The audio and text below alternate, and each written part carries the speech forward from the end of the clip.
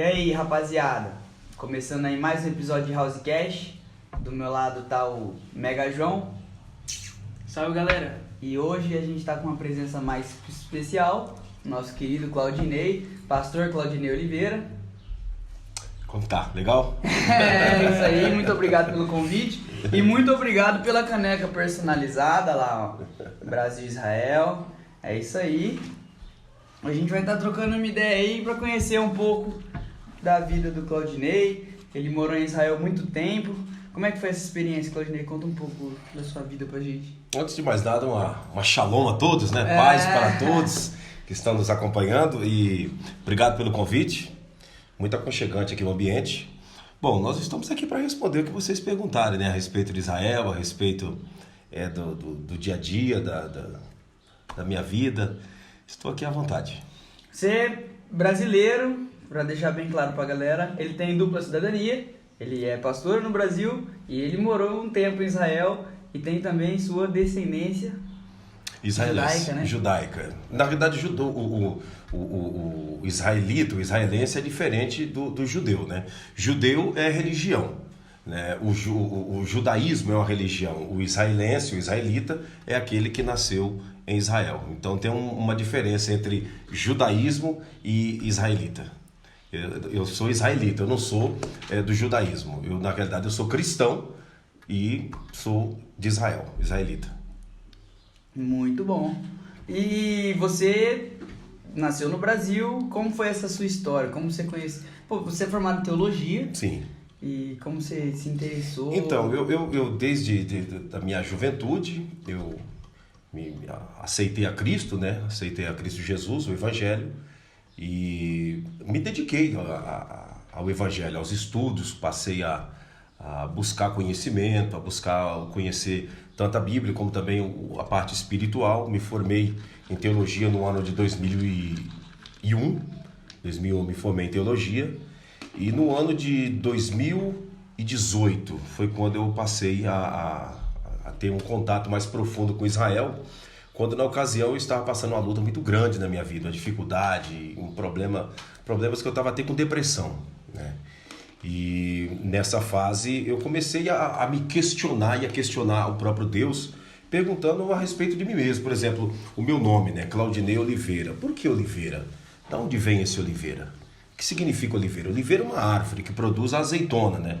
E da onde que vem esse sobrenome Oliveira? E comecei a pesquisar, fui na biblioteca pública e encontrei alguns livros que falavam sobre os sobrenomes. E na ocasião o Oliveira é um sobrenome português, que na realidade foi uma migração de sobrenome que os judeus fizeram na Segunda Guerra Mundial no período de Hitler, porque devido à perseguição em toda a Europa sobre os judeus, então muitos que foram para Portugal migraram o sobrenome, tiraram o sobrenome judaico e colocaram o sobrenome embasado em árvores, em ambientes, em regiões e algo semelhante. Então, Oliveira, Pinto, Silva, Martins, todos esses sobrenomes, eles na realidade são sobrenomes. Por detrás tem os israelitas, né? O povo judeu, que na época eram os judeus que fez a migração, a mudança desse nome. E aí, encontrando que meu nome tinha essa base, né? Vamos dizer, essa árvore genealógica judaica, eu disse, eu quero conhecer Israel, quero conhecer. Desde pequeno eu sempre tive essa vontade de conhecer. Quando eu fiz teologia, aí aumentou mais ainda. E aí depois que eu fiz essa descoberta, eu disse, eu vou lá para conhecer. Fui no Museu do Holocausto, né, em Jerusalém, e lá na ocasião eu fiz todo o trâmite de documentação e descobri que na realidade eu pertenço, né, à tribo de um dos pais da fé, que é Zebulon, um dos filhos de Jacó, né, que logo por conseguinte, no Val de Jaboque, quando lutou com o anjo, passou a ter o nome de Israel, que é o nome da nação israelita, né? E eu venho da tribo de Zebulon, que é uma das tribos que predomina nas montanhas de Israel no período das guerras, né? Aí cada tribo tem a sua característica, tem o seu estilo, tem o seu jeito de ser. E eu venho da tribo de Zebulon. A partir do instante que eu descobri isso, né? Aí eu corri atrás e passei a ser voluntário de guerra em Israel. Ser voluntário de guerra e aí passei a viver lá esse período todo. Vim para cá agora no começo do ano de 2000, vim para o Brasil no começo do ano de 2000, já era para mim ter voltado, Mas como a pandemia se avolumou e essa coisa toda, ficou complicado. A vacina aqui no Brasil, um tanto quanto demorada, e lá em Israel não entra sem a vacina, o país inteiro já está vacinado. Inclusive lá já não usa mais máscara, festas já estão acontecendo, o turismo já foi liberado. E, enfim, Israel voltou a viver a vida normal. É o primeiro país do mundo que voltou ao dia a dia normal. E eu estou aqui no Brasil, eu acredito que ainda esse ano eu volto para lá. Para Israel? Para Israel. Tem planos lá ainda? Eu tenho planos, eu tenho um trabalho que eu desenvolvo lá, né? Eu faço um trabalho lá de guia turístico e também tenho um trabalho junto ao governo. E eu pretendo voltar para lá para dar prosseguimento, pelo menos mais uns 3 anos. Para quem não sabe, o pastor Claudinei, ele tem um canal no Instagram, na sua página do Facebook e no YouTube. Vai estar tudo na descrição desse vídeo. Valeu? E como foi... Você estava comentando que estava numa fase muito difícil, aí que você foi questionando seu próprio nome e assim, do nada, pegou... pegou e foi. É porque existe 2 formas de questionarmos a nossa vida, né? Nós podemos questionar a nossa vida, o porquê que eu estou passando isso ou para que eu estou passando isso. Né? Quando eu questiono por que eu estou passando isso, é um questionamento estúpido que não vai me levar a nada. Quando eu questiono para que eu estou passando isso, é porque eu quero uma resposta e lutar em cima dela. Então eu estava perguntando, para que eu estou... Para que exatamente o meu nome tem Oliveira? Qual a finalidade, qual o fundamento disso? E aí eu comecei a pesquisar, encontrei, eu estava vivendo um momento, como eu disse, um momento muito difícil da minha vida. Eu acredito que muitos que estão nos acompanhando nesse momento, e todos vocês que aqui estão, já passaram momentos difíceis e passarão momentos difíceis na vida. E esses momentos difíceis que vêm sobre a nossa vida, eles não vêm para nos afundar. Se nós soubermos absorver, nós tiramos grandes experiências e é um passo atrás que nós damos para dar um impulso mais adiante. Foi o que serviu a minha vida. Eu estava tomando remédio antidepressivo devido ao problema que houve na minha vida sentimental e enfim, eu vivendo distante da minha filha, tudo isso causou vários transtornos e eu entrei numa depressão, numa síndrome do pânico profundo. E quando a pessoa está nesse estágio, ela só quer viver isolada. Mas nesse isolamento eu aproveitei para começar a fazer esses questionamentos a respeito da minha vida, a respeito do porquê que eu estava passando por tudo aquilo e qual a finalidade do meu nome e tantos outros questionamentos que eu encontrei a resposta vivendo lá em Israel. Sabe? Quando você está no lugar certo, na hora certa, sabe, com pessoas certas, você descobre muita coisa. E eu descobri muitas respostas para a minha vida e para aquilo que eu enfrentei, que foi aquele momento depressivo. E o pessoal, eu acompanho, né? Eu vi o seu canal e suas postagens e a ideia que o pessoal de fora tem de Israel é que é um lugar totalmente devastado, guerra e tudo mais, e você tá aqui com uma prova que não é. Você mostrou uns vídeos hoje quando a gente tava conversando mais cedo. Velho, é fantástico, o lugar é paraíso. Israel é um dos melhores lugares do mundo para se viver, né? Israel ele é um dos melhores lugares do mundo para se viver. A mídia, né, principalmente a mídia aqui do Ocidente, não comenta muito sobre isso, até porque a maioria dos países, vamos dizer assim, eles são contra Israel. Eles não têm uma simpatia por Israel. Se você for observar, a maioria das religiões dessa terra não simpatiza muito com Israel, né? E não é diferente na sociedade em regra geral. Então é vendida pela mídia uma imagem totalmente distorcida a respeito de Israel. Israel não tem assalto. Israel, para você ter ideia, nos bancos não existe segurança armado nos bancos de Israel. Você vai no banco, não tem ninguém armado. Você anda pela cidade de Israel, você pode...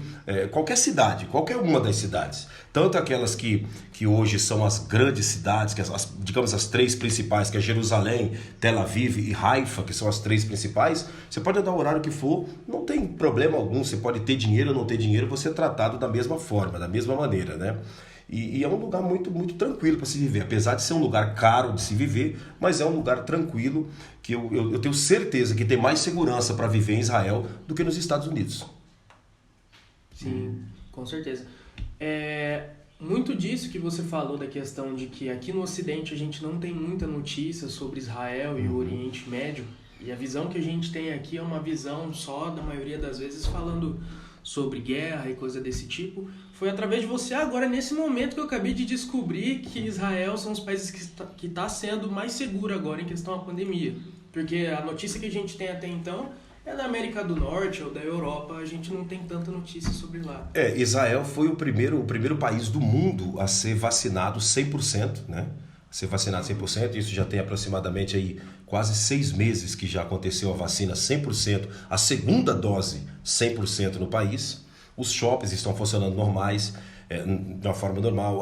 As festas voltaram, principalmente em Tel Aviv, que é uma cidade badalada, uma cidade agitada, né? É a cidade mais agitada no sentido de festas, né? Uma cidade jovem. É uma cidade jovial, uma cidade que atrai todos os tipos de cultura e de pessoas do mundo inteiro. Então, em Tel Aviv a vida está acontecendo como se nada tivesse acontecido. Essa é a realidade.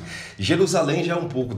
Está acontecendo, mas é diferente. Jerusalém é diferente de Tel Aviv, porque Jerusalém é uma capital, a capital de Israel, porém é uma cidade mais voltada para o lado religioso, né? Porque lá se encontram as 3 maiores religiões monoteístas do mundo, que é o cristianismo, o judaísmo e o islamismo. Então, Jerusalém é uma cidade religiosa.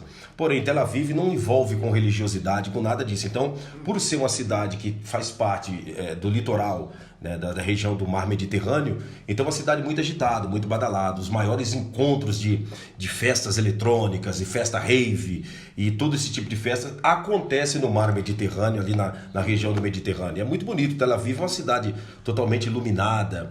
As grandes empresas de eletroeletrônica estão lá, a LG, a Microsoft, a Apple, todas estão lá em Tel Aviv. Então é uma cidade agitada, uma cidade badalada, e lá a vida está fluindo normal, coisas que essas informações não chegam aqui. Exatamente. As informações não chegam até aqui, e quando se fala, eu quero ir para Israel, já vem na mentalidade, eu vou ter que gastar 20 mil, 30 mil para ir para lá. E não é isso. Essa não é esse peixe que é vendido não é verdadeiro, porque não é tudo isso para ir para Israel. O dinheiro de Israel tem o mesmo valor que o real aqui do Brasil. Né? A moeda de Israel é o shekel, lá funciona o dólar e também o shekel. O shekel é 98 centavos, o dólar é 98 centavos, 2 centavos de diferença do dólar. Sim. Então, a vida, só que a vida lá é mais cara, né? Porque tem muitas coisas que lá não produz, como aqui no Brasil. O Brasil é o melhor lugar do mundo de se viver. Se não fosse a corrupção, a barganha, o engano, a sede de ganhar vantagem em tudo, aqui seria o melhor lugar de se viver, porque aqui se produz tudo, né? E muitas coisas daqui vai para Israel, então por isso o custo de vida é mais caro. Mas a vida lá flui naturalmente, é um lugar muito seguro, e eu aconselho a todos que estão nos acompanhando, inclusive vocês e todos que estão nos assistindo, que antes de você morrer, não morra sem conhecer Israel. Israel é um lugar maravilhoso. Maravilhoso. É muito bom a gente ter alguém que teve a experiência de ir para lá, ainda mais para tirar muita dúvida que é muito comum em questão ao islamismo, a todas as religiões, que muita gente tem um pouco de confusão em questão ao islamismo, as religiões, o país, e confunde muito tudo isso, ainda mais em relação às guerras. Porque, infelizmente, o que a gente tem de informação de lá, quando a gente escuta falar, a primeira imagem que vem na nossa mente, infelizmente, é a guerra. O cenário de guerra e tudo aquilo lá. Eu até queria que você tirasse uma explicação aqui pra gente, para explicar toda essa questão da do guerra. Estado Islâmico, questão do país, da religião, tudo isso envolvendo junto. Quando Israel, em 1948, que houve a reunião da ONU, né, que Israel se transformou em um Estado, houve uma proposta de que o povo árabe, que faz parte da região da Palestina, porque nós precisamos também fazer essa diferenciação, né, entre judeu e israelita, como também de árabe e muçulmano. Árabe é todos os descendentes de Ismael, que são 13 países. O Oriente Médio é constituído de 14 países, incluindo Israel, que forma 14. Porém, Israel é o único país que não é árabe. Os outros 13, todos são árabes. Todos. Egito, Turquia, Afeganistão, Azerbaijão, Uzbequistão, Iraque, o Irã, todos esses países fazem parte dos países árabes. E esses países, a religião que predomina é o islamismo, que são os muçulmanos. né? E Israel é o único país que lá dentro tem muçulmano, tem judeu e tem cristãos. Nesses outros países não tem judeus, não tem cristão, é só muçulmano. E se você entrar lá e tentar implantar esse sistema doutrinário de filosofia de vida, você corre o risco de ser morto e sacrificado em alguns deles, né? No Egito não, na Turquia mais ou menos, mas no Irã, na Arábia Saudita, eles são bem pesado nessa questão. Extremistas, exatamente, a palavra exata, nessa questão. E dentro disso, no ano de 1948, como eu dizia, foi então instituído, né, por Oswaldo Aranha, com voto Minerva, a instituição do Estado de Israel. Israel se transformou em Estado. Israel, para você ter um Estado, você precisa ter território e precisa ter povo. Então Israel tinha o território, que foi dado para ele só, a maioria tudo deserto e montanhas. Deserto e montanha, inclusive Tel Aviv é uma cidade, mas quando foi passado para Israel aquela cidade, só tinha o mar Mediterrâneo e o deserto, não tinha mais nada. Eles que construíram com a inteligência, vendendo tecnologia para o mundo, agariou fundos e construíram Tel Aviv. E assim todas as cidades, Haifa, Asdod, Askelon, todas essas cidades que pertencem ao território israelense. E dentro disso, os palestinos, que são o povo da faixa de Gaza, ficaram com parte daquele território de Gaza, pegaram algumas cidades, como Betlehem, Jericó, tantas outras cidades, pegaram para eles essas cidades. Só que devido à cultura de vida daquele povo, eles não conseguiram desenvolver as cidades. E continuou. Se você for em Jericó hoje, é a Jericó de 500 anos atrás, que a Jericó é a cidade mais velha do mundo. Se você for em Jericó hoje, é a cidade de 500, de 1000 anos atrás. Não evoluiu em nada. Você vai em Betlehem, não tem nada. É só as montanhas onde Davi pastoreava as ovelhas e nada mais, porque eles pegaram as cidades e não investiram. Os israelitas pegaram as cidades e fizeram investimento. E as cidades se fortaleceram e se transformaram em grandes metrópoles. E aí o que acontece? Há essa guerra, esse desejo de se migrar da faixa de Gaza para dentro das cidades israelenses. As cidades árabes, que são as cidades do povo palestino, são cidades muradas. Eles não podem sair de lá de dentro. Por quê? Embora tenham o governo pessoal deles lá dentro, muitos são governados pelo Hamas, outros são governados pela Jihad Islâmica, outros são governados pelo governo de Mahmoud Abbas.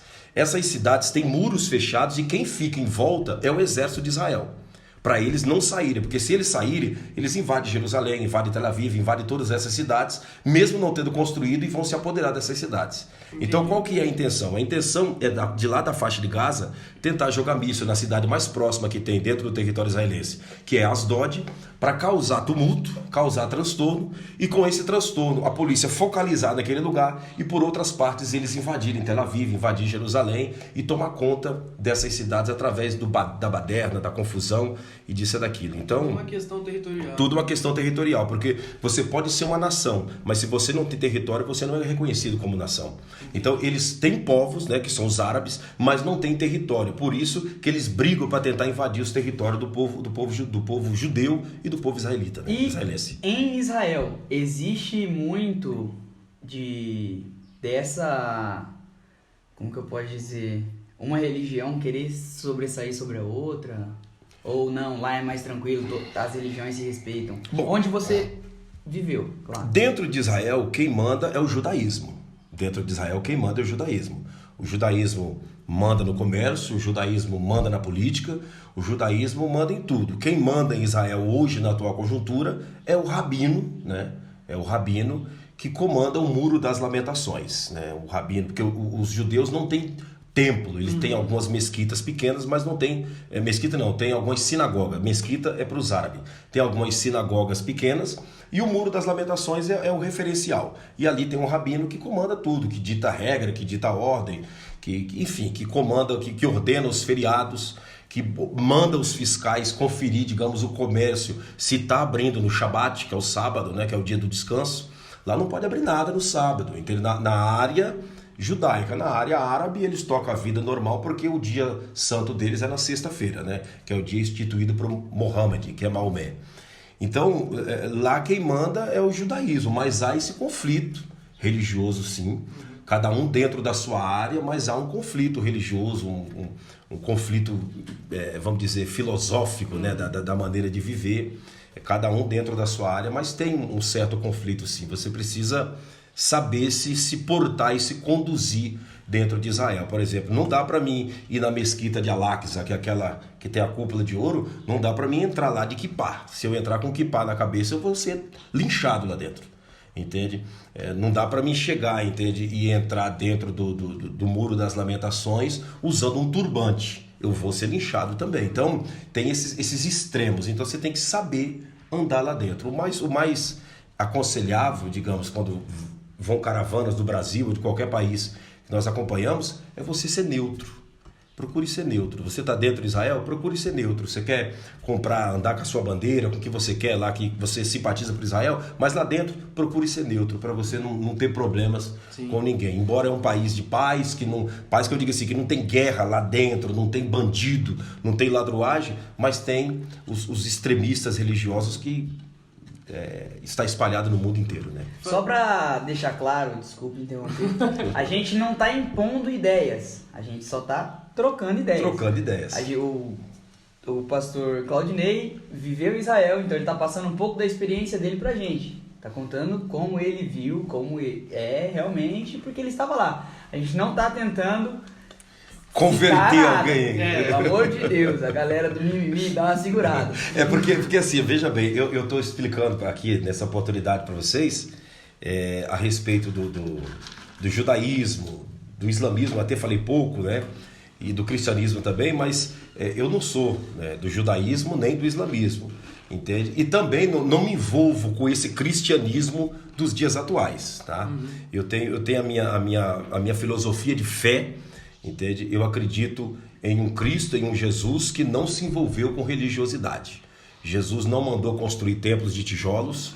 Jesus não mandou você ficar ali bitolado e defendendo a placa de uma igreja ou algo semelhante. Jesus, ele apresentou uma filosofia de vida, que é amar o próximo como a si mesmo, que é abandonar as práticas enganosas, que é fazer para o próximo aquilo que eu quero que o próximo faça para mim, e que é viver uma vida de comunhão e de contato com Deus, porque sem Deus ninguém é nada. Uhum. E isso é uma ideia muito legal que você passa, porque hoje em dia muita gente dentro das igrejas existe pessoal bitolado que é isso, e acaba fugindo um pouco da ideia religiosa, né?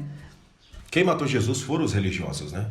Os religiosos pediram o consentimento de Roma e automaticamente Roma consentiu, porque a religião e a política sempre andam junto, e Jesus foi morto pela religião, foi morto por Roma com o aval da religião. E nos dias atuais é do mesmo jeito, religião e política sempre andam junto. Por isso que eu procuro não me filiar e me aliar à política, porque eu sei que política está com religião e religião está com política, e aí o rolo está instalado. O Brasil mesmo está vivendo um momento, né?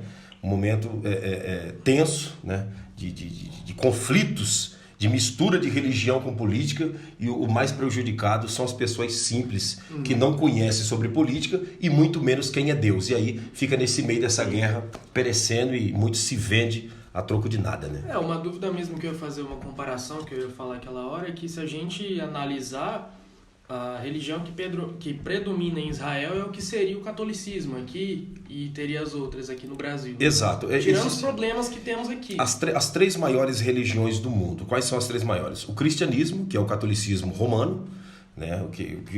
Dentro do catolicismo romano vem as ramificações que veio da revolução do protesto de Martim Lutero, que aí vem os protestantes, que são os evangélicos. Então, os evangélicos estão, vamos dizer assim, no pacote do cristianismo, junto com os católicos e essa coisa toda, que é a maior religião do mundo. A segunda maior religião vem o islamismo, que já passou o judaísmo, é o islamismo, e depois vem o judaísmo. E aí as religiões afrodescendentes, o Krishna e todas as outras religiões, até porque o budismo não é religião, o budismo é uma filosofia de vida, né? Então, das religiões, as três que são as maiores. Lá no Ocidente, o que predomina, né, é uma disputa grande, mas o Islã, lá no Oriente, é maior do que o judaísmo, porque tem 13 países islâmicos, né? Então o Islã é maior do que o judaísmo. E aqui no Ocidente, no Oriente é o Islã, aqui no Ocidente o cristianismo. Dá até para entender como que deve ser ruim a questão de você ser o único entre 13 que tem uma ideologia... Exatamente. Por exemplo, lá em Israel, é o único país do Ocidente que você pode fazer uma festa de música eletrônica para todas as classes de pessoas. Entende? Lá em Israel, é o único país do Ocidente, do Oriente, que você pode pregar em uma praça. Pode pregar em uma praça. Pode pregar qualquer tipo de religião em uma praça. Só em Israel. Qualquer outro país não pode. Em Israel tem a maior parada LGBTS do mundo, né? É em Israel. Pra vocês aí, ó. Acontece em Tel Aviv. Em Tel Aviv. Porque para você ver que é um país, né? Um lugar que tem uma liberalidade grande, né? Se você for ver um homossexual, uma lésbica em qualquer outro país islâmico, eles condenam a morte, a forca, né? Eles matam. Então Israel é um país liberal, é um país tranquilo, né? Mas essa imagem não é apresentada para cá. Sim. Essa imagem não é apresentada para cá, é só os mísseis. Inclusive, no ano de 2019, dentro de um dia nós fomos bombardeados lá com 700 mísseis que o Hamas lançou. Mas a vida continua normal, as praças com as mães, com criança, tudo normal. Nada de anormal. E aqui no Brasil a mídia bombardeando. Olha, Israel está sendo bombardeado, mas não caiu um míssil no território israelense. Entende? Porque existe um sistema antimíssil, né, que combate os mísseis inimigos no ar, né? E então Israel é um lugar fantástico de se viver. É muito interessante você viver lá para você estudar como que o povo vive aquela religiosidade, a religião, a forma que eles vivem, a reverência, o temor, o respeito. Se os cristãos respeitassem a Deus 10% do que os judeus e do que os islâmicos respeitam, a sociedade seria totalmente diferente. Eu não estou dizendo de igreja, eu estou dizendo de respeitar a Deus em si mesmo, de não se enganar, de não passar os outros para trás, de ir lá no mercado e ver uma menina trabalhando no caixa que deu o troco errado porque está cansada e não enfiar no bolso dizendo, ó, Deus me deu uma benção. Não, você simplesmente devolver aquele dinheiro e dizer assim, ó, tô aqui, moço, isso aqui é teu, não é meu. Traz uma coisa pra gente, Chipa. Com licença. Chipa Fotos, dá um alô pra câmera, Chipa, faz seu merchan. E aí, galerinha, tudo bem? É o brabo. Aproveitando que eu tô aqui já, vou fazer uma pergunta que eu vou deixar no ar, hein? Vamos lá. Vou fazer uma pergunta, aproveitar que eu tô com a galera. Você quer olhar pra câmera pra perguntar? Vou perguntar, vamos Você lá. vai ficar de costas. Calma aí. Ah, tá, perdão. Tudo um trabalho Uma aqui. questão de tempo. Com isso a gente pode constatar que Jesus é maravilhoso, mas o que ferra é o fã-clube, né? Isso. Eu vou jogar. Vamos lá. Tu falou que lá você trabalha como guia, mas é um guia espiritual ou um guia turístico? Guia Como é? turístico. E como que é esses picos que você leva a galera? Guia turístico, por exemplo, dentro desse trabalho de guia turístico, obrigado pela pergunta. Dentro desse trabalho de guia turístico, se você conseguir, quando você vai do Brasil, de qualquer país, se você quer conhecer Israel em 3 dias, você precisa de um carro, você loca um carro e automaticamente você faz um trabalho de guia junto com essas pessoas, mostrando tudo. Com 3 dias bem corrido, você consegue mostrar pelo menos 70% de Israel. Porque Israel, o país de Israel, ele é 3 vezes menor do que o menor estado do Brasil, que é o Sergipe. Caramba. O menor estado do Brasil é o Sergipe, né? E Israel, Sergipe dá 3 de Israel. Caramba. É muito pequeno. Então, Israel é mais ou menos, o país de Israel é mais ou menos do tamanho da Grande São Paulo. Da capital com as cidades satélite num raio de 100 km, até Campinas, aquela região toda. Aquilo ali é o país de Israel. Mas você tem tipo um cronograma para onde você passa? Tenho um cronograma, porque você tem que pegar, por exemplo, Jerusalém está no centro. Sim. Jerusalém está no centro. Então, ou você sai para o norte ou você sai para o sul.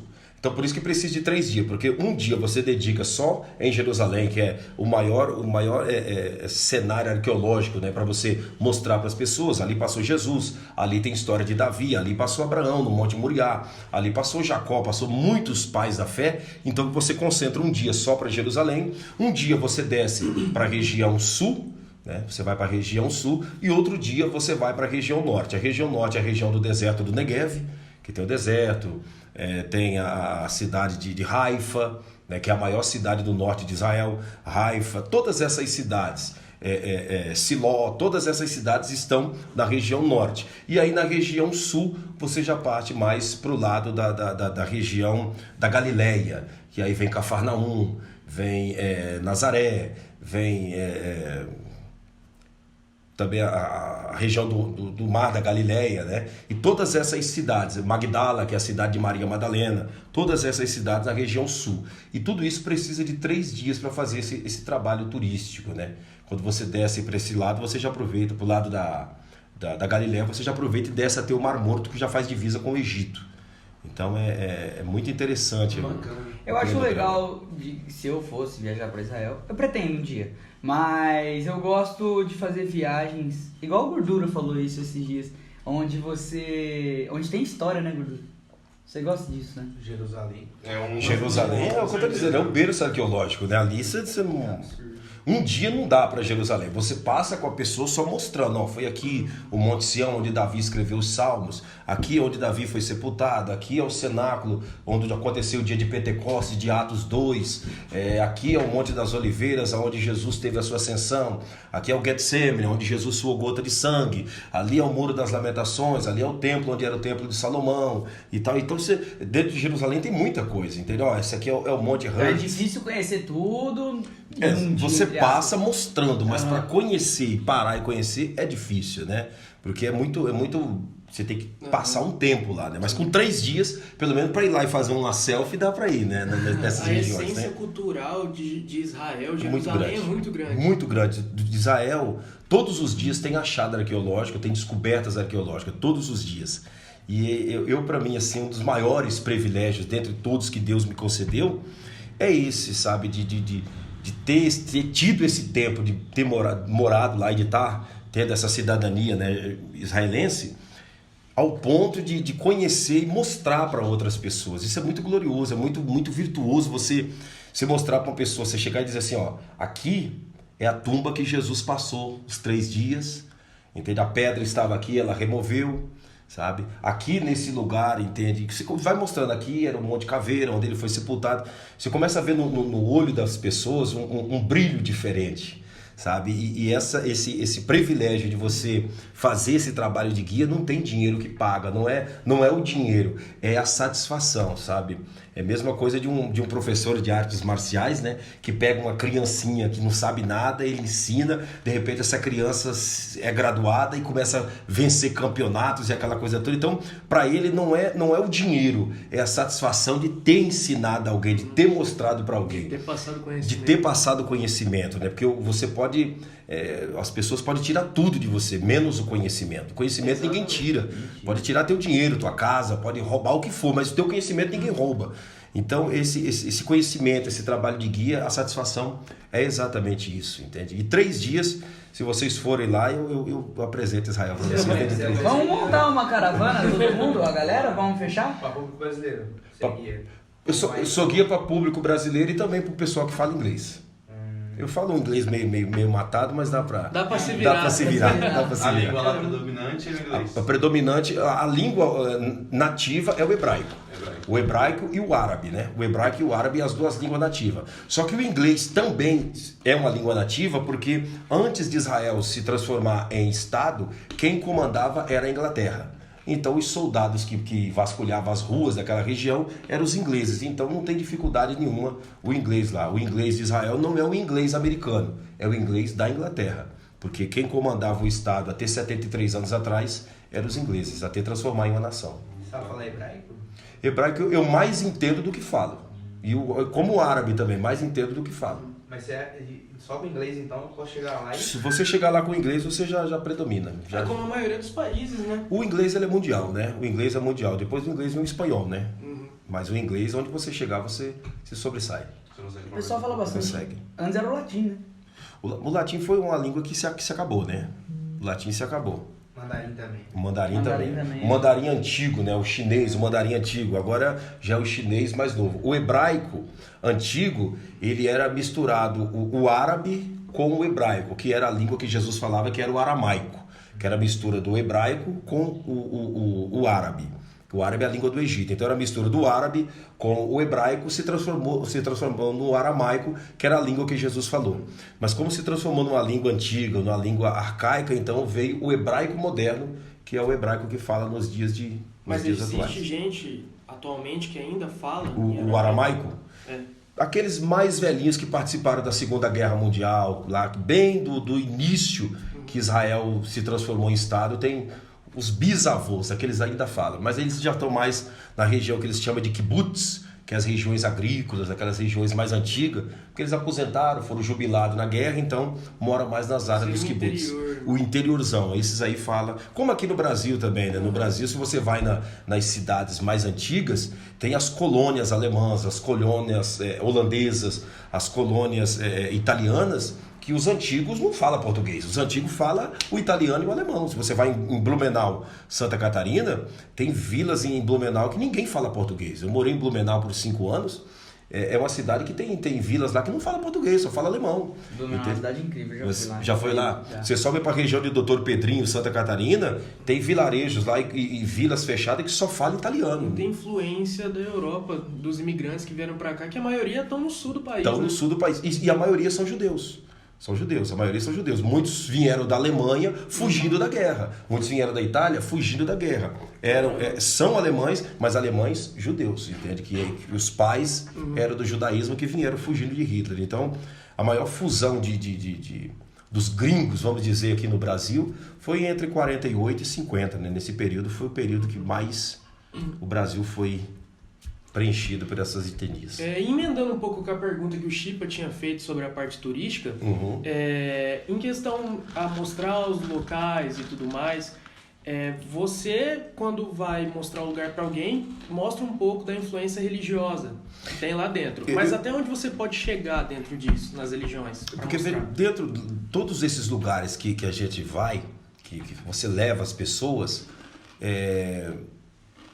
lá naquele lugar existem as pessoas que vão te receber, que são as pessoas que trabalham lá, quer seja árabe, quer seja judeus, quer seja cristãos. São pessoas que, devido ao comércio turístico, se transformaram em pessoas neutras.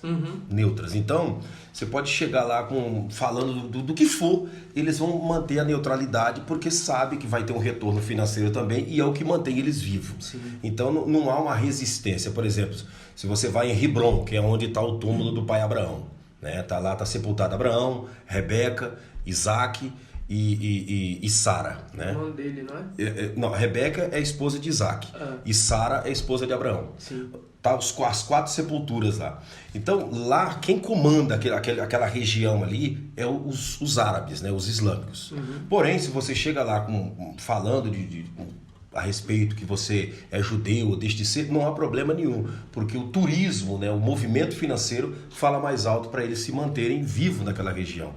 Então não há uma resistência, não. A resistência é mais fora dos lugares turísticos. Mas há um limite, por exemplo, para visita de templos ou coisa assim, ou isso fica restrito a quem é de cada religião? Por exemplo, dentro das mesquitas islâmicas, se você não é islâmico, você não entra. Tá? Por exemplo, aquela mesquita de Al-Aqsa, que é o Domo da Rocha ali, aquela que tem a cúpula de ouro, que é o cartão postal de Jerusalém. Ali você não entra, você entra no pátio, mas dentro da mesquita você só entra se você for islâmico. E a cúpula é ouro mesmo? Ouro puro, 70 quilos de ouro. Caramba, cara. 70 quilos de ouro puro. Já dá pra dar uma levantada, né? É muito dinheiro. Imagina, gordura, gente, 70 quilos de ouro. O estúdio que a gente ia montar. Coisa linda, hein? De 4 andares. Uma garagem repleta de Rolls Royce. Acabou. Então é isso. Tem essa restrição. Já nas sinagogas judaicas, você entra mesmo não sendo judeu. Você tem que entrar ou de boné, ou de chapéu, ou com a kippá. De cabeça descoberta você não entra. Né? Por quê? Porque a cultura, a cultura da religião judaica, do judaísmo, você tem que cobrir a cabeça para se aproximar de Deus, né? Porque Deus é santo. Então você entrar de cabeça descoberta para eles é uma falta de referência e de temor. Então você tem que cobrir a cabeça. Eles usam o kippá, ou se não um boné, um chapéu. Kippá é o chapéuzinho. É, aquele chapéuzinho redondinho, né? Em questão dos pontos turísticos lá, em Israel, em Jerusalém mesmo, tá tudo preservado como antes? Assim, muita coisa. Acredito que com o tempo... Assim como qualquer coisa, né? Claro. Mas principalmente as partes, por exemplo, os montes, lugares assim. Jerusalém foi invadida 73 vezes. Cara... Nossa! 73 vezes. Tá tudo preservado. 73 vezes. Jerusalém tem 3.500 anos. Né? Ela é uma cidade que... O primeiro nome que aparece ela na Bíblia é Salém, que é a cidade de Melquisedeque, que Abraão apresentou um sacrifício a ele, né? que era rei de Salém. Melquisedeque, rei de Salém. Então, Salém quer dizer terra de paz, e Jerusalém significa terra de paz. Então, foi invadida 73 vezes. Hoje, a Jerusalém atual, ela está 25 metros acima da primeira Jerusalém. Porque conforme foram invadindo, iam derrubando os muros, derrubando as cidades, e o pessoal ia construindo em cima. Então a Jerusalém atual está 25 metros acima da primeira Jerusalém, que é a Jerusalém, vamos dizer, da época de Jesus. Então você vai na Jerusalém atual, ela está no lugar mais alto. Se você vai para a Cidade Velha, que é a cidade que foi cavada e aquela coisa toda e remodelada novamente para se apresentar como cidade turística, você vai ver que ela está numa parte mais baixa. Quando você vem da cidade, você desce do metrô. Da Jerusalém Novo. Da Jerusalém que a sociedade vive hoje lá, que as pessoas moram. Você desce do metrô e você entra pelo Jaffa Gates, que é o portão principal, né, que é a famosa Porta Formosa, Porta Dourada, que estava o paralítico que Pedro e João orou e ele andou, aquela coisa toda. Quando você entra por aquela porta, você começa a perceber que você está descendo. Você vai descendo. Tem um declínio. Por quê? Porque a cidade está lá embaixo. A Nova Jerusalém foi construída em cima das ruínas das cidades antigas que foram destruídas. Agora a Cidade Velha está intacta. Você vai lá na Cidade Velha, está intacta. A casa de Davi está intacta. Né? A casa de Davi está intacta. O Templo de Salomão, você chegou até a ver o vídeo, né, que eu mostrei. Tem as ruínas lá, mas você consegue decifrar onde é a escadaria, você consegue ver tudo naturalmente. Consegue imaginar. O Muro das Lamentações é parte do paredão do templo, que era o Templo de Salomão. Então, do Muro das Lamentações, pega toda aquela área que está a mesquita de Al-Aqsa, né, que é a mesquita do Dom da Rocha, e pega toda aquela área. Então, é uma área grande. Mas dá para você decifrar bem a cidade. O Monte das Oliveiras está normal. O Vale do Cedro, onde Judas Iscariote se enforcou, está normal. O Getsemane, onde Jesus suou gota de sangue, normal. Está tudo normal, porque já é uma parte mais baixa, né? Que está tudo intacto. Eu posso estar falando besteira também, mas em questão geográfica, tem muita questão do local onde fica. Às vezes o deserto, movimentação da areia e tudo mais, acaba erguendo um pouco. Sem dúvida, sem dúvida. Construção em cima. Posso estar muito louco do que eu tô falando, mas... Não é loucura da sua parte. Essa é a realidade. Venta muito Israel e vem muita areia do deserto. Mas a ponto de subir uma cidade? Não, de subir uma cidade não, mas que com o passar dos anos, Jerusalém tem 3.500 anos. Vai mudando todo o nível. Vai mudando o nível da cidade. Vai mudando. E lá, como... No deserto do Saara, tem aquela questão de ser um calor do caramba de dia e a noite frio? Tem. O deserto do Negev, durante o dia, pega até 48 graus. Tá. 48 graus. Hoje tá quente. Imagina 48 graus. Só que é 48 graus lá, que se você usar a roupa certa, a roupa adequada, se transforma em 22 graus aqui do Brasil. Que você estava até explicando que a diferença de calor aqui e de calor lá quanto mais roupa, mais fresco, né? Porque aqui o calor que acontece aqui no Ocidente é um calor que tem umidade do ar, umidade relativa do ar. Então o que acontece? Você, por exemplo, hoje que nós estamos aqui, a gente está sentindo calor, essa coisa escaldante, essa coisa, sabe, abafada. Mas por quê? Por causa da umidade relativa do ar, igual a panela de pressão. Panela de pressão, você coloca a mão em cima, está subindo aquele vapor e você sente aquela quentura que chega a te queimar. Assim é aqui, a quentura vem e a umidade relativa do ar forma esse vapor quente que deixa o clima ruim, e quanto menos roupa, melhor a gente se sente. Lá não, lá o calor é seco, não tem umidade do ar. A umidade relativa do ar no deserto do Negev é zero. Sabe? Jerusalém é deserto, todo Israel é deserto. Então não tem umidade relativa do ar, é um calor seco, não é um calor úmido. Então, quando o vento bate, se você tiver desprovido de roupa, em vez daquele vento te refrescar, ele te desidrata. Se você tiver sem roupa. Então, se você passa um dia, meia hora, 40 minutos caminhando no deserto com a roupa leve como nós estamos, você cai na areia desidratado, tendo vertigem. Entende? Começando a ver miragem na tua frente, porque ele rouba toda a tua... É por isso que em diversos filmes, né? Você vê miragem. Não, também, mas a galera que nem como castigo, joga os caras sem roupa no deserto. Sem roupa no deserto, você jogou pra matar. Você não precisa de mais nada, não precisa nem bater na pessoa, só jogar sem roupa, porque ela vai se desidratar, porque é por causa da quentura. Então qual é o método que é usado no deserto?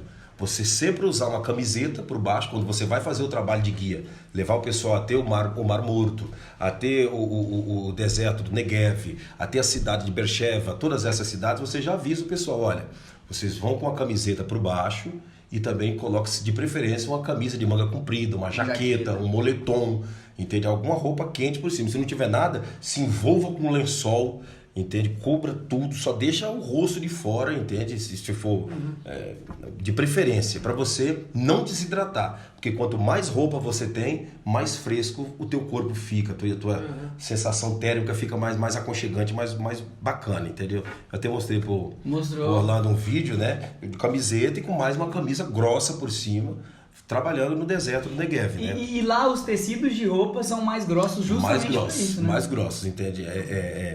A flanela, né? A flanela é aquela grossa, aquela flanela grossa. É o que mais é usado lá, entende? Você vê que o pessoal, os beduínos que moram no deserto, usam aquele vestidão e turbante e tudo para conseguir aguentar, porque senão você desidrata e morre. E a desidratação lá não é aquela coisa de você começar a sentir canseira, não. É uma coisa repentina que quando você vê, você já tá desidratado. Já tá desidratado, já tá seco e já tá tendo vertigem, já tá tendo alucinações, aquela coisa terrível. Só que e dessa questão de miragem que muitas vezes a pessoa vê quando tá no deserto, como tem relato, como mostra em filme, etc. Não existe a menor possibilidade de ter, tipo, um oásis no meio do nada. Um oásis no meio do deserto não existe, né? Não existe oásis no meio do deserto.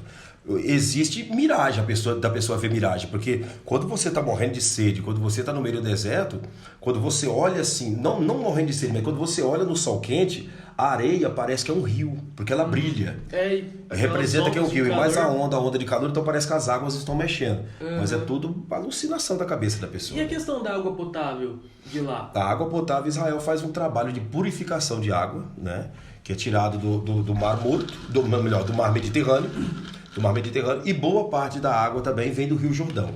Então Israel tem um Rio Jordão que corta por dentro do país, que é a maior fonte de água potável do país, é o Rio Jordão. Dali os kibbutz tiram água para suas plantações, né, que faz a irrigação artificial, aquela coisa toda, e a boa parte das cidades que são as maiores, como Tel Aviv, Askelon, essas cidades, eles usam a água do Mar Mediterrâneo, né, e faz eles tiram o sal.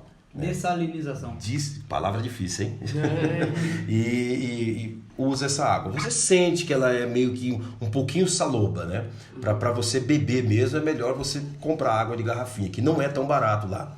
Né? Não é tão barato, mas eles já purificam a água para o uso do dia a dia. Para quem mora lá já acostuma com. Acostuma. Deve ser um procedimento bem caro para ser feito, né? Caro. Por exemplo, energia elétrica lá, a energia elétrica lá é produzida com placas de energia solar, né? Não existe usina hidrelétrica, nada. Então, um campo muito grande no deserto é usado com aquelas placas para produzir a própria energia para o país, né?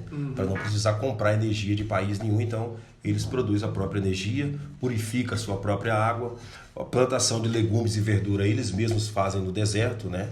E exportam alguns sucos, né? Principalmente a tâmara, pepino, tomate, esses tipos de frutos eles exportam. E antes de você... no deserto, ela não leva mais água com problema de irrigação? É que Israel é um mistério isso daí, porque se você for observar, eles fazem a irrigação artificial próximo da região do Rio Jordão, então faz a irrigação artificial e planta suas plantações, faz as estufas, e lá o tomate que dá em Israel, vou falar para vocês vão achar que eu estou aumentando, né? Mas eu posso até mostrar fotos em outra oportunidade. O tomate que dá em Israel, ele dá mais ou menos desse tamanho, assim, quase o tamanho de uma bola de futebol de salão. Nossa! O limão que dá lá é do tamanho de uma bola de jogar futebol. Então, para dar uma bola de futebol, um gomo de limão, você faz um suco para todos nós tomar. É conversa, não é conversa, eu mostro fotos, entende? Eu tava lá, eu tomei o suco. Eu vivi lá, né? Como diz, eu sou de lá, né? Então eu tô falando do que eu vivo. A produção do que produz lá é grande demais, é uma coisa assim absurda. Cenouras gigantes, entende? Tudo muito grande. Só o que não produz lá é carne, né? Que aí vai daqui do Ocidente, é muito caro. 1 quilo de coxão duro lá em Israel tá R$139. 1 quilo de colchão duro, R$139. Um frango. Mário, imagina a picanha, mano. Um frango, picanha não vai pra lá. Não vai, não chega. Não chega. Muito dinheiro, tá ligado? Carne nobre não chega lá, Não, então. não chega. A carne mais nobre que tem lá é uma carne que eles chamam de entrecôte lá. O nome é entrecôte, que aqui é o coxão mole. Entende? Coxão mole. É a melhor carne de É a Israel. melhor carne de Israel, coxão mole. Entende? E como é a culinária lá? Por exemplo, aqui tem muita diversidade, que nem você vai pra São Paulo, tem pizzarias, tem restaurante de comida havaiana, já puxando um gancho, você quer comer uma comida havaiana de qualidade, Espaço Mar e Fogo, e eles também têm lanche. E quer comer um lanche muito brabo também, Embrasa Burger. Quer falar alguma coisa do Embrasa? Você quer um Não, mero cliente? tudo certo, é isso aí mesmo. O lanche mais gostoso da cidade. É isso, já deixa claro. Mas então, aqui tem essa diversidade, comida japonesa, comida havaiana, Espaço Mar e Fogo. Então, e lá em Israel?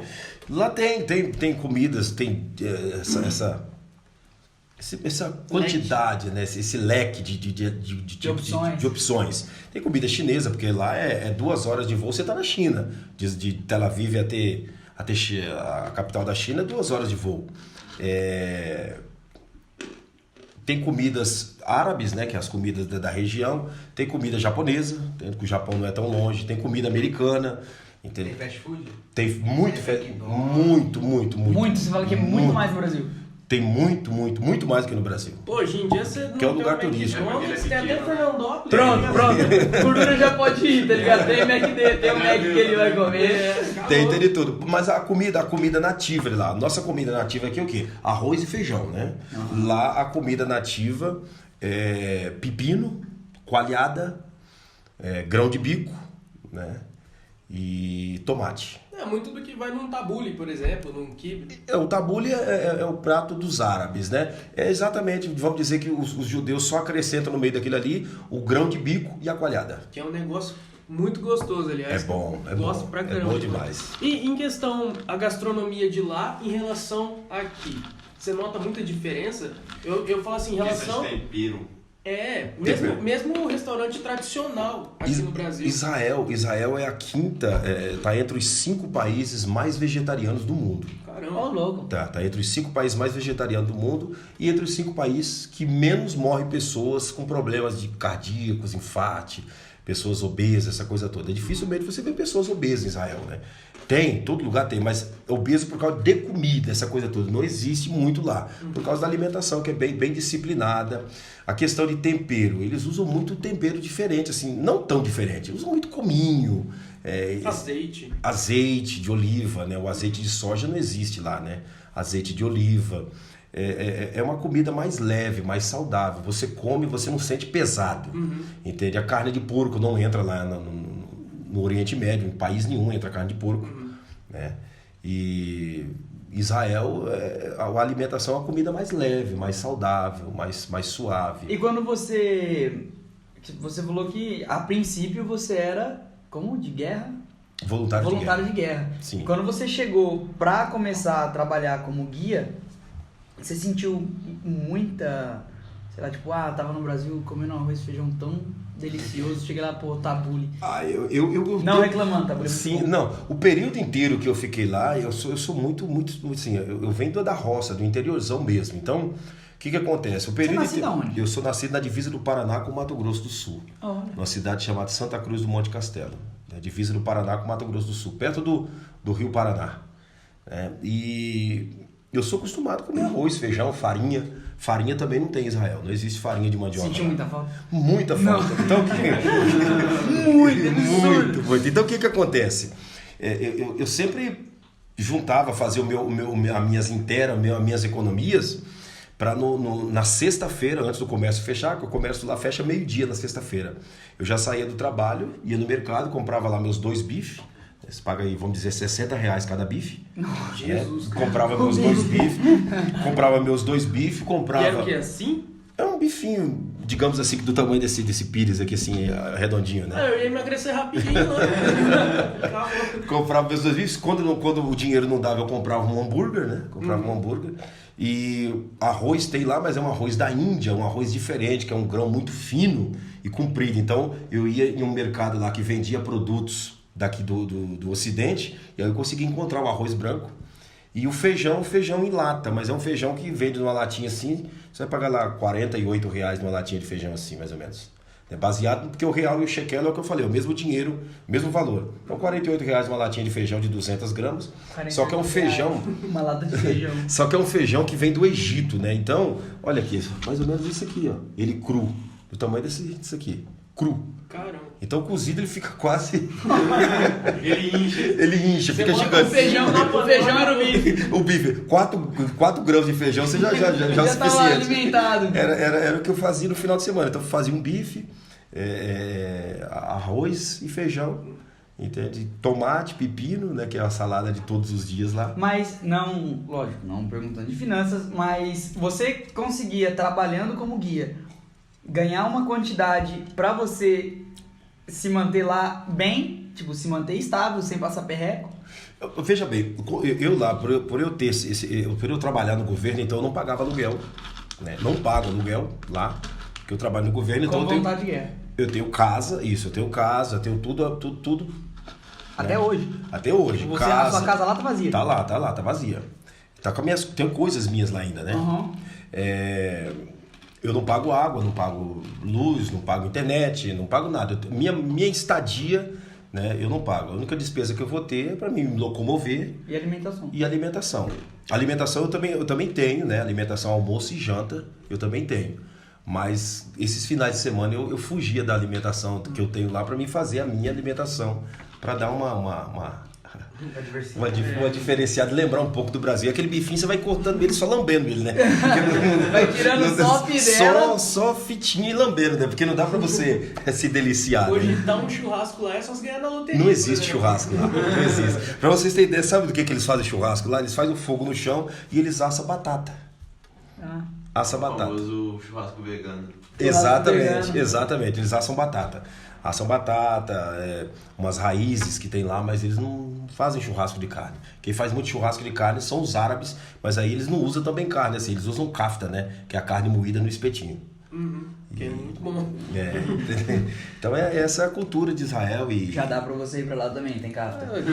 Mas é muito suave, é um povo muito hospitaleiro, um povo muito receptivo. Ah, então sabe? você não teve muito desse preconceito de você ser de outro país e chegar pra morar e trabalhar lá? Não, a dificuldade, quem passou a dificuldade fui eu, pra mim me adaptar, porque... Aos costumes deles. Aos costumes deles, ao dia a dia deles, ao jeito deles. Por exemplo, você tem aquela como eu posso dizer para você assim, aquela cultura aqui, né, de você dizer, vamos fazer um inglês, estudar inglês, porque eu vou sair do país. Você pode ser mestre em inglês aqui no Brasil. Quando você chega lá, o teu inglês praticamente não vale nada, sabe? Não vale nada, é totalmente diferenciado. Pouco vai te ajudar mal para você comer e se locomover. Entende? Porque é a mesma coisa você estudar o português para vir para o Brasil. Você vai chegar aqui, as gírias, a forma de abreviar as palavras, o jeito de falar, entende? Não foi ensinado e aí você começa a patinar, a sofrer, entende? Cada país tem a sua gíria, né? Tem as suas formas de abreviar as palavras, né? E Israel não é diferente. Eles abreviam muitas palavras. O jeito é a convivência mesmo, né? Não tem outro caminho de... Ah, mas eu acredito muito que pra qualquer lugar que você vá, você aprende. Ou você aprende ou você vem embora. Por exemplo, você chega lá, né? Você oferece algo para alguém, no inglês, só um exemplo, no inglês você aprende que I don't like, né? Eu não gosto. Chega lá, I don't like. Pô, mas não é o que eu aprendi. O que é isso? I don't like. I don't like não é I don't like, é I don't like. Mas o que é isso? Eu não gosto. Então essas abreviaturas, esse ajuntar de palavras é o que dificulta isso aí, deixa você um tanto quanto ansioso, agoniado. Por que esse cara tá falando? E agora? Será que eu não vou perder meu trabalho aqui agora com essa? E você vai se... Não consigo falar que eu não gosto. Exatamente. Mas assim, com o passar dos dias, você vai aprendendo, né? Você vai se desenvolvendo. E Né? fugindo um pouco do assunto Israel, você, formado em teologia, como surgiu esse interesse? Tipo, vou me formar em teologia, vou estudar teologia. É muito tempo de curso? Como funciona? A teologia, a palavra teologia quer dizer quer dizer Deus. Logia, estudo. Estudo sobre Deus, teologia. A teologia, ela é 4 anos e mais um, né? Que digamos é o pós que dá o total de 5 anos. E dentro dessa formação, eu me dediquei a isso e gosto da teologia, porque é um estudo sobre Deus, né? Eu desde pequeno, eu fui criado numa linhagem católica, né? Depois eu me converti ao Evangelho e dentro disso eu vi que eu tenho uma vocação, né? Uma vocação para trazer, para ensinar pessoas, para orientar pessoas, para ajudar pessoas, para mostrar mistérios e segredos que tem, vamos dizer, dentro da Bíblia, da Torá, da Brit Hadashah. A Torá é o Antigo Testamento judaico, Brit Hadashah é o Novo Testamento judaico. E dentro da teologia, você não só estudou o catolicismo, o cristianismo, você estudou ambas religiões. É que a teologia, ela não estuda, digamos, uma religião. A teologia, ela estuda Deus, né? Estuda Deus. E dentro do quesito Deus, aí você pode estender para várias áreas para você conhecer sobre né? Isso, para você entender sobre religiões, entende? Então, dentro desse entendimento de religiões, eu estudei um pouco sobre todas as religiões, vamos dizer, mais conhecidas diante da sociedade, mais frequentada, que as pessoas mais praticam. Então, eu não vou dizer que eu sou expert em religiões, mas eu sei falar a respeito de todas que você me perguntar, eu sei falar um pouco sobre todas, né? Sobre o xamanismo, sobre o hinduísmo, sobre o judaísmo, o islamismo, o taoísmo, o shintoísmo. A gente está tentando trazer o líder de um rancho xamânico aqui no nosso podcast. Você topa vir junto? Eu venho, mas ele trabalha com o quê? Ele trabalha com daime ou com ayahuasca? Ayahuasca. Pois é. Vamos estar juntos sim, interessante. Vamos. Topa? Claro que sim, claro. Tá na mesa junto vamos com fazer ele? um ping-pong junto com ele. Vai ser bacana, vai ser legal. Legal. Vai ser incrível. Vamos estar juntos, entende? Você teve a experiência da ayahuasca já? Não. Só você teve, né? Você já tomou ayahuasca? Já fez o rapé? Não. Não fez o rapé, não. Tomou ibogaína? Eu não sei. Ibogaína, que é o veneno do sapinho no braço? Não. O que é isso? Mas esse eu tô... Eu já vi, tem um atleta. Eu já ouvi falar sobre. Tem um atleta do jiu-jitsu que a família dele é lá do norte, muito longe, e ele fez isso. A ibogaína Mas dá pra ver que o corpo dele secou, assim. A pessoa quando você toma, né, a ibogaína, você, na hora, você começa a se transformar, né, e ficar semelhante a um sapo. E aí depois você começa a vomitar, segundo o segmento da religião do xamanismo, né, que aplica isso daí. E também é xamânico. É xamânico. E aí você começa a vomitar, né, a se purificar e colocar para fora tudo que Não presta. de impureza. Então tem pessoas que incha, fica do tamanho dessa mesa e depois quando ele coloca para fora ele fica da finura desse caneco aqui, porque jogou para fora tudo que não presta, né? É interessante. Eu nunca tomei, nunca participei de nenhuma sessão, que eu estou dizendo. Eu conheço por estudar, por ler. Se nós for conversar aqui e falar, eu conheço por estudar e por ler. Mas eu nunca participei. A minha prática de vida, a minha filosofia de vida, a minha filosofia de fé é o Evangelho do Senhor Jesus, né? Eu vivo e prego o Evangelho, entende? Apresento nas minhas lives sobre o Evangelho, prego sobre o Evangelho. Mostrei Israel para o mundo inteiro. Se você entrar nas minhas páginas sociais, tá lá, entende? 96% do país de Israel, nas lives que eu fiz ao vivo dos lugares, entende? Mostrei para o Brasil e para o mundo inteiro. Hoje, essas lives estão em 168 países, entende? Em 168 países, é traduzida para cada país que chega, ela é traduzida para a linguagem lá. E todos os dias nós estamos apresentando essa boa nova, né? Essa mensagem do Evangelho para as pessoas. Ah, não, mas passa a galera da House nas suas lives. Imagina a House em 170 países. Vamos sim, Para 80 pessoas a gente já está estourando, imagina para 170 países. Essa nossa participação aqui mesmo, com certeza nós vamos estar direcionando para esses países, principalmente por Oriente Médio, que tem muita gente que nos assiste diariamente e chega lá com um tradutor, né? Um tradutor que eles bem... E você, sendo essa imagem, mostrando Israel, você como pastor Claudinei, o pessoal assiste, gosta de ver seu conteúdo, então você tem seus fãs, entre aspas. Eu tenho vamos dizer, nas redes né? sociais, os seguidores, né? Os seguidores, os membros das páginas. Eu tenho hoje 9 páginas no Facebook, tenho o canal do YouTube, tenho o perfil do Instagram, tenho o Twitter, tem um pessoal que trabalha fazendo um suporte, né? Que trabalha no suporte, atendendo as pessoas através do WhatsApp, através de um grupo de WhatsApp. né? Tem mulheres que trabalham, pessoas que Você tem trabalham. uma equipe. Tem uma equipe que dá esse suporte 24 horas. Então, recebe ligações, mensagens do mundo inteiro e dentro desse leque de plataformas, né? E eles dão o atendimento que for preciso. Tem uma equipe de pastores que trabalha comigo, tem uma equipe de advogados e todo o pessoal que trabalha dando o suporte necessário. E já chegou em você alguma história que nem, porra, assisti sua live em Jerusalém e você falou uma coisa que me tocou, mudou minha vida? Você tem alguma experiência dessa? Todos os dias. Eu, por exemplo, lá em Jerusalém...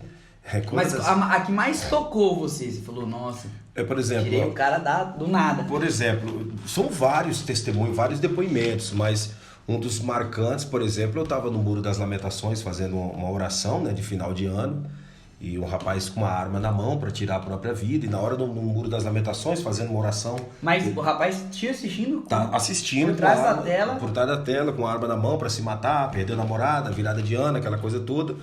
E aí ele assistindo, na hora eu estava orando e tal, eu comecei a falar, olha, você que está orando comigo, que está desesperado, não tira a sua vida, não faça loucura, Deus é contigo, Ele vai te tirar dessa Sem e tal. você saber, você estava direcionando a mensagem dele. Nossa, e o cara não. simplesmente não tirou a vida dele, depois ele entrou em contato, agradecendo, e até hoje ele acompanha nossas lives. Até hoje acompanha as lives, hoje é uma pessoa equilibrada, tranquilo, já constituiu outra família com outra moça, porque ele tinha perdido a namorada, conseguiu outra moça, hoje já tem uma família dele. Então são esses testemunhos, esses detalhezinhos que vão preenchendo, né? Isso sem contar muitas pessoas que saíram daqui do Brasil, né? E foram para Israel e exclusivamente para ser batizado lá no Rio Jordão. Batizei muitas pessoas do Rio Jordão lá também, Israel. Pessoal que te assistia no Brasil foi para lá para ser batizado, entendeu? Foram para lá. Inclusive tem pessoas aqui no Brasil que estão para vir para cá, para Fernandópolis, para serem batizadas aqui também. Caramba! Entende? Tudo pela sua imagem. Pela imagem, pelas lives que são transmitidas, né? E isso é muito bom, muito gratificante, né? Ajudar pessoas. Eu acredito que a maior recompensa que um ser humano possa ter é ajudar o seu semelhante, né? Quando você ajuda pessoas, você está ajudando você mesmo. Entende? Porque quando você ajuda uma pessoa, você está se vendo nela, né? Então você está se ajudando a si mesmo. Então é muito gratificante levar pessoas a mudar a forma de pensar, né? A vida não é como muita gente pensa. A vida ela é diferente. A vida é uma guerra, a vida é uma loucura, a vida é uma selvageria. E você precisa estar muito centrado, muito apegado a Deus para você vencer. Se você não se apegar a Deus, você vai se apegar a qualquer coisa, porque sozinho ninguém vence. E o perigo está em se apegar em qualquer coisa, porque aí você acaba correndo o risco de fazer como muitos, que se apegou em tantas coisas que não leva a nada e se autodestrói. Né? Eu tenho um pensamento igual o que você citou no começo do nosso podcast. Você falou a parte... Eu não tenho uma religião, eu sei que Deus está lá, eu não me prendo em nenhuma igreja, nada. Religião, na verdade, religião é o ópio da sociedade, né? A religião é o ópio da sociedade. A religião não ajuda ninguém, essa é a realidade. Eu acho que a gente não devia pegar a nossa, para o pessoal religioso, claro, pegar a religião, sendo católico, evangélico, e, erguer sendo, achando que é superior ao outro. Eu acho que tem que ter o respeito. A partir do momento que eu dou ênfase à religião, eu já começo a fazer uma divisão. Porque se eu sou um religioso, a primeira pergunta que eu vou fazer para você é: qual é a tua religião? Quando eu te faço essa pergunta, que você me dá o retorno, que não é a mesma da minha, ali já começa uma divisão e um conflito de ideias, de filosofia de vida ou de algo semelhante. Mas tem gente que se mata. Se mata. Senta na mesa, troca uma ideia, fala, eu sou dessa, você é da outra, mas tudo bem, eu te respeito, tá bom. É tipo você ter um seguidor de, por exemplo, político. Os caras se matam por ele. Por isso que religião e política andam de mão dadas, porque é o ópio da confusão da sociedade. A religião e a política é a base da briga da sociedade. Né? E essa coisa fala que política e religião não se discute. Mas por que não se discute? Porque os dois andam juntos, entrelaçados. Mas ninguém mais segue isso. Você vê qualquer rede social Então eu acho que o bacana é você ser uma pessoa de Deus. Bacana é você ser uma pessoa do bem, uma pessoa que tem Jesus na vida. Jesus é a base. Entende? Não existe outra base fora de Jesus, sabe? E eu estou te falando isso por conversar e conviver com judeus e com árabes. Né? Judeus, eles chamam Jesus de Yeshua e os árabes chamam Jesus de Isa. Então, eles mesmos sabem que Jesus passou pela terra, que ele viveu, que ele foi o divisor de águas da sociedade, que ele é o marco zero da sociedade, ele é o princípio e o fim. Todo mundo sabe disso. Então, é uma estupidez você ignorar a pessoa de Jesus com tudo que ele foi. Não tem como uma mentira perdurar por tanto tempo, mudando, passando de gerações em gerações. E como foi essa convivência? Que nem Com eles? quando você chegou lá, você não era judeu, você não era...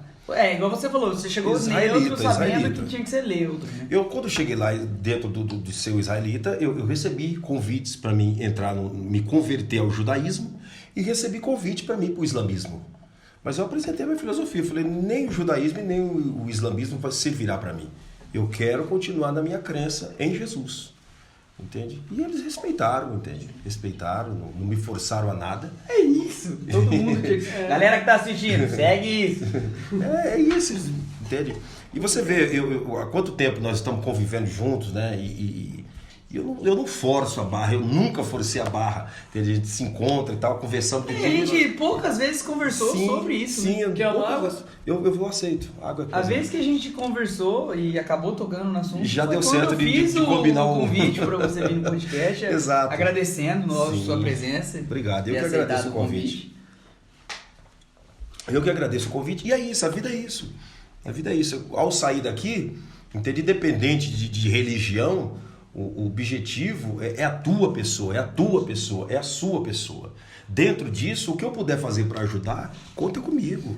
Eu vou fazer uma pergunta agora que é o que eu tenho para falar, porque eu fico muito indignado com essas coisas, mas não querendo impor nada, respeitando a galera, com certeza.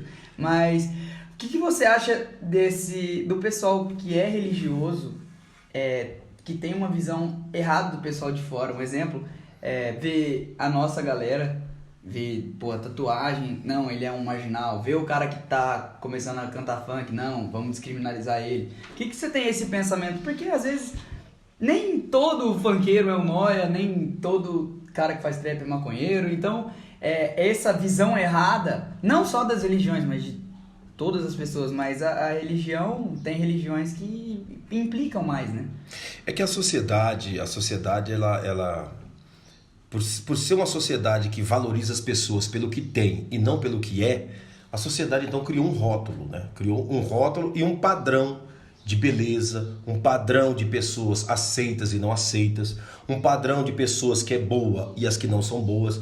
Então o que acontece? Esse rótulo que foi criado dentro dessa sociedade que te avalia pelo que você tem e não pelo que você é, esse padrão, esse rótulo que foi criado, ele julga muitas pessoas. E Jesus não veio julgando, entende? Jesus, ele em momento algum na face da terra, ele julgou.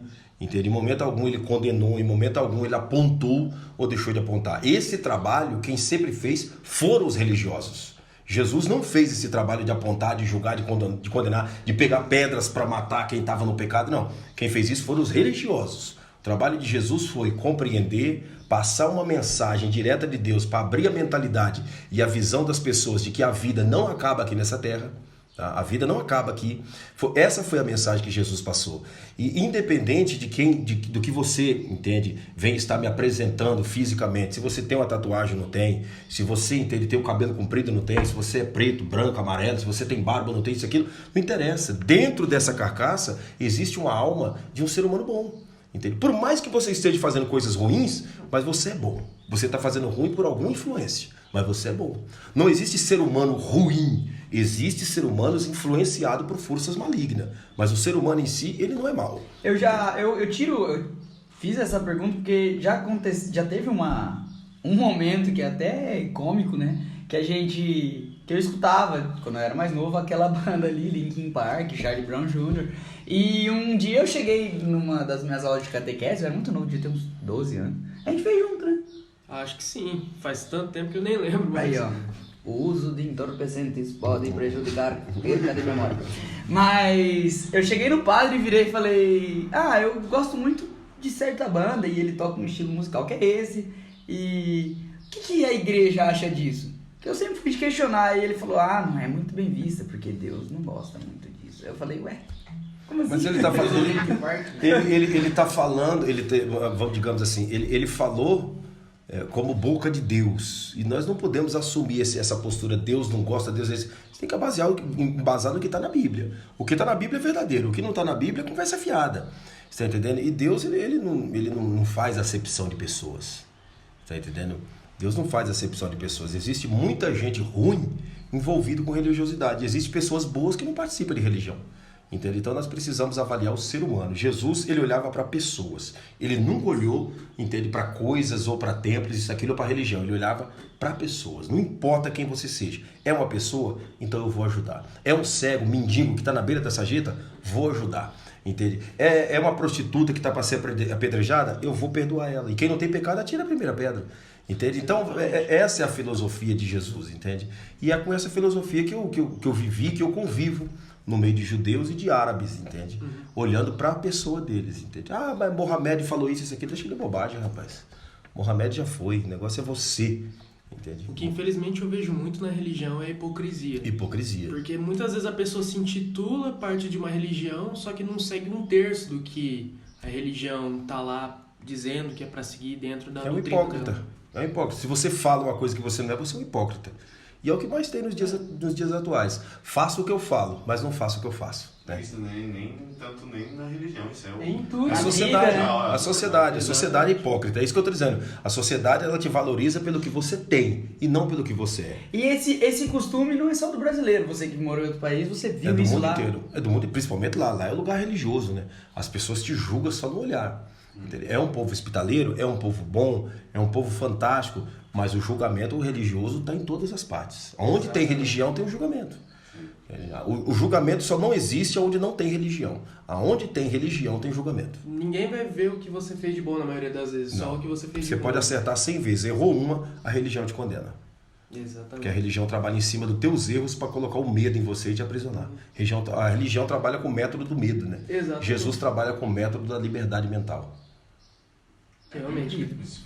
Isso foi forte. Isso foi forte. Eu não esperava essa. Eu ouvi uma dessas. Eu queria fazer uma pergunta. Vamos lá. Já que você tocou no assunto. Quem tá falando é o nosso grande maestro Gordura, que não está aqui, porque quem está aqui é o Joãozinho. Essas coisas de psicoativo.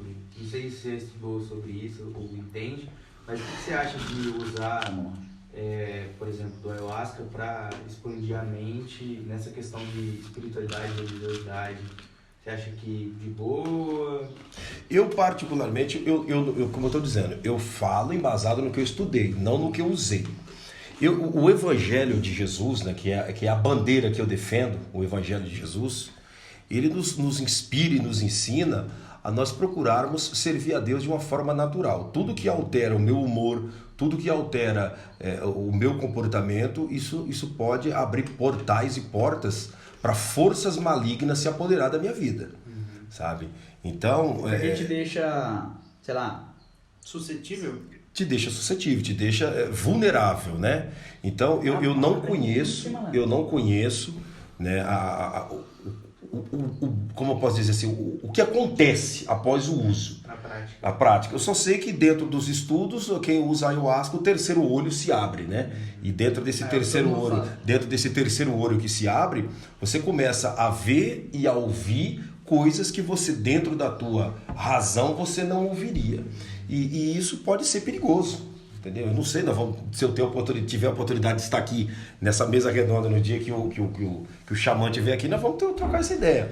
Eu acredito que isso é perigoso, porque essa questão de você estar vulnerável espiritualmente vai de pessoas para pessoas. Tem pessoas que ele está vulnerável espiritualmente, mas ele consegue controlar a situação e vamos dizer, sobressair. Já tem pessoas que ele se entrega a uma vibe de uma maneira tão vulnerável, densa, de uma intensidade tão grande que ele pode... Entende? Dá lugar ao mundo tenebroso. Porque se o bem existe, o mal também existe. Dá lugar a um lado maligno e isso pode... Dentro da teologia, você chegou a estudar os dois lados? Sempre tem que estudar os dois lados. Você já ouviu dizer de um livro que é Os 8 Infernos de Dante? Tem até um filme muito louco. Os 8 Infernos de Dante. É. Nunca li esse livro. Mas o que esse livro comenta? Sobre o quê? Os 8 Infernos de Dante. 8 tipos de inferno? Seria? Que seria... 8 tipos. Tipo, cada categoria é um sofrimento, uma comunidade. Seria 8 departamentos de tormento, digamos assim. É isso. Entendi. Tem até um filme muito bom. E eles falam muito sobre história. E eles vão em lugares que o filme se passa, tipo... As paisagens são lugares religiosos. É que sabe? a Bíblia dá dois espaços de tormentos no inferno, como 2 espaços de céu, né? 2 espaços de tormento. Aí ele diz de 8, né? A Bíblia fala de 2, né? Então, como eu estou dizendo, eu tenho que falar do que eu creio que é o bíblico, Você né? sabe, Fala de 2. A Bíblia fala do Hades, que é o departamento do inferno, que aqueles que estão perdidos estão indo para lá no presente momento e ficando lá até o dia do juízo final, quando todos junto com Satanás serão lançados no lago de fogo, que é outro departamento do inferno, que se formam, que o Hades é um, o inferno é outro, como também tem o paraíso de descanso, que é que todos que estão salvos estão indo, e o céu, né, onde o Deus Todo-Poderoso está, que é depois que a igreja subir, aquela coisa toda. Então, não foge essa questão dos 8 infernos de Dante. Não sei, eu teria que ler para saber exatamente se dentro desses 8 que ele fala, se for fazer um resumo, não se resume em 2. Né? Mas você tem esse, assim, perguntando o seu caráter, como você conhece muito religião, você estudou teologia, você se prende em ideias? Um exemplo, tem uma série na Netflix que chama Lúcifer. Sim. Eu gosto dessa série, é muito legal. Sim. Você se prende isso? Eu não vou assistir porque fala do Lúcifer. Não, eu não assisto, não é porque fala de Lúcifer. Eu não assisto, vou dizer pra ti por que eu não assisto. Essa série é uma série muito real, tá? Muito real, como o The Walking Dead. Tá? The Walking Dead é um seriado que parece uma coisa assim, nada a ver. Chegamos num assunto muito legal. Que parece uma coisa nada a ver, mas o The Walking Dead está falando da sociedade. Tá? É uma crítica social. Os zumbis é a sociedade. Tá? É a sociedade tentando viver uma vida normal, mas preso pela política, preso pela religiosidade, preso pelo materialismo, preso por todo o engano que está por volta da sociedade comum. A sociedade comum são os zumbis. É questão de ver por uma outra ótica. Por outra ótica, a sociedade comum são os zumbis. Quando você fala do filme de Lúcifer, por que eu não assisto? Porque o filme de Lúcifer está enaltecendo a Lúcifer, está exaltando a Lúcifer. No filme de Lúcifer tá entronizando ele, está colocando ele como um personagem que a galera vai achar legal. Que ele é um cara legal, e ele não é legal, entende? Ele não é legal, ele é o inimigo de Deus, entende? Ele é o destruidor de tudo de ruim que existe nessa terra, vem por ele. Mas você fala que tipo, a série pega um lado... É que anima muito, mas... Anima em questão de, tipo, dá muita característica boa pra galera gostar, né? Você lembra do nome dos personagens do filme de Lúcifer? É Amenadiel, é o irmão. Alguém mais aqui assistiu? Não, não, não? Não assisti. Tem um demônio que chama... Que é uma mulher... Que eu não Lilith. Não, Lilith aparece. Lilith aparece? Maisie Queen. É Maisie Queen. Aí Amenadiel é o irmão. Aparece o Gabriel. A Gabriel, até o irmão gêmeo de Lúcifer. Tem o Miguel, não, né? A mãe dele. A mãe dele aparece. Tem Azazel, esses... Azazel apareceu, foi citado já. Pois é, todos esses aí são anjos caídos que caiu junto com Lúcifer na rebelião contra Deus. Mas Todos Miguel esses. não é o braço direito? Amenadiel também não é o protegido de Deus? Não, na realidade a Bíblia cita 2 arcanjos, Miguel e Gabriel. 2 arcanjos. Miguel, arcanjo guerreiro, Gabriel, arcanjo mensageiro. São os 2 que são citados na Bíblia. Os outros que são citados em filmes, aquilo são invenções, entendeu? Invenções da religião, mas não está na Bíblia. Por isso que eu estou dizendo, eu falo do que está na Bíblia, né? Uhum. E é o que está. E o filme de Lúcifer é uma... Eu nunca assisti, eu não posso falar do É que mostra ele, até eu fui pesquisar um Mostra ele como um e cara fala... bom. Não, é que fala que o Lúcifer, né? O diabo, ele vem numa personificação bonita e charmosa e ele fala com você de um jeito que te convence a fazer as paradas. Sim. E é o exato que mostra, o cara é, porra, bonitão, chega de conversível, os caras... Mas o ponto da série é porque ele enjoou mesmo do inferno. O ponto da série não é enaltecer ele como uma pessoa boa, é mostrar que, tipo, mostra o lado dele da história. Tipo, mostra como que a relação dele com o pai... que ele ficou muito tempo no inferno e ele resolveu tirar umas férias na Terra. Então ele subiu e só tá curtindo a vida aqui. Então, pega a parte de pactos, né? Que são os favores, né, Chico? Sim. Que a galera... Ele ajuda a galera e... Lúcifer, e vão deixar um favor. Dele, mas só que, tipo assim, ele não veio pra fazer mal, ele veio pra se divertir. Ele veio pra curtir a vida dele. E é o que ele tá fazendo na Terra, ele tá se divertindo. Ele tá se divertindo com as pessoas, entende? As pessoas não estão se divertindo, as pessoas estão sofrendo, mas ele está se divertindo. Entendeu? Não é uma mentira. Aí Ele a parte que é um ponto assim da série assim, é porque tipo assim, ele começa a trabalhar no departamento de polícia. Então ele começa meio que tipo, Ele a começa ajudar a resolver crimes. Ele começa a fazer o bem. Entendeu? E tudo isso é verdade, ele está resolvendo muitos crimes por aí.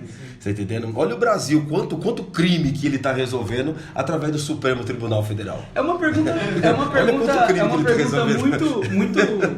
muito viajada, às vezes, pra quem é religioso e está assistindo, mas você não pensa que às vezes pode ter o lado dele? O lado positivo? Não o lado positivo, mas ele também tem uma história, porque a gente conhece Não, a ele história tem dele. uma história. Só que a história dele é uma história que você vai tirar proveito da história dele para não fazer e não seguir o exemplo que ele está dando. Entende? Porque quando você olha para uma pessoa, você pode pegar o exemplo dessa pessoa de seguir. Só desculpa interromper, Sim. pra galera, é que a gente tem o pessoal do mimimi. Eu não sou satanista, galera, pelo amor de Deus. Vai ter o corte do Flow, vai ter o corte da House. Orlando enaltece Lúcifer. Não, pelo amor de Deus. Não, você entendeu? Então, assim, você pode me perguntar assim, o que Lúcifer, né? Que na realidade Lúcifer não existe mais. A partir do instante que ele traiu a Deus, ele deixou de ser Lúcifer, que quer dizer o detentor da luz, e passou a ser Satanás, um anjo caído. Então, o que nós aprendemos com ele? Nós aprendemos com ele a perseverar. Como assim? Ele é tão perseverante que ele não desiste de destruir pessoas. E nós desistimos fácil. Qualquer barreirinha nós queremos parar. Entende? Outra coisa que ele não trai, ele não trai o seu ofício. A Bíblia diz que ele veio para roubar, matar e destruir. E ele continua fazendo isso, roubando, matando e destruindo. Ele não trai o ofício. E nós temos a tendência de trair. Cursamos uma faculdade, quando está concluído, diz, eu não gostei desse curso, vou fazer outro, vou trancar essa parte aqui, porque eu não gostei dessa faculdade. Quantas pessoas formadas em algum ofício por aí, que não executam esse ofício. Por quê? Porque ele diz que não gosta. Ele não. Ele, no ofício que ele foi determinado, ele pratica e executa bem.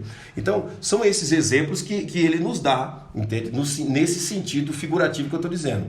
Agora, o que os filmes apresentam não é isso. Os filmes apresentam que ele é um cara legal. Porque o filme tem que mostrar uma coisa que o público quer ver, né? Entende? Apresenta um cara legal, um cara gente boa, um cara bacana, um cara divertido, um cara que ajuda, quando na realidade não é divertido, não ajuda e não faz nada, né? Essa é a realidade. Foi uma conversa muito Fechou? boa. Foi uma conversa muito boa. Por favor, se você puder voltar, a gente tem muito a se tratar ainda. Eu quero voltar e eu quero deixar aqui a convocação, né, para vocês. Claro, Tá? claro. Gordura, Chipa, João e o Landinho, Orlando. Quero convocar vocês para fazer uma visita lá no meu estúdio também, para nós fazer um... Vamos fazer um crossover? Vai rolar esse crossover? Vai rolar esse crossover? E eu quero conversar com vocês nessa oportunidade, que eu vejo que vocês, embora não estão envolvidos com igrejas, né, mas vocês são jovens. E tem uma mente aberta. E tem uma mente aberta, e eu quero conversar com vocês sobre juventude.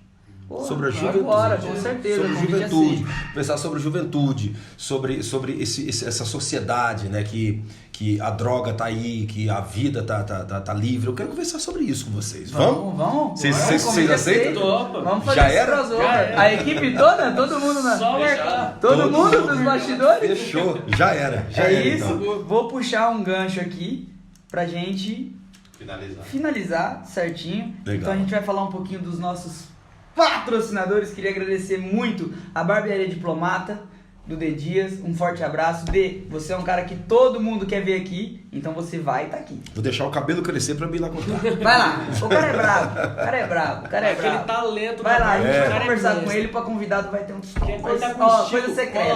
Cola lá. Novamente falando do grande espaço Mar e Fogo, lá onde tem uma Halo e o Containers, que comida havaiana, e o melhor da culinária de hamburguerias é o Mar e Fogo. Corre lá. Você quer ter uma roupa de streetwear totalmente personalizada? A Jéssica manda muito, e o irmão dela também. Então eles desenvolveram a Nine, que é essa marca que você está vendo aqui nessa TV.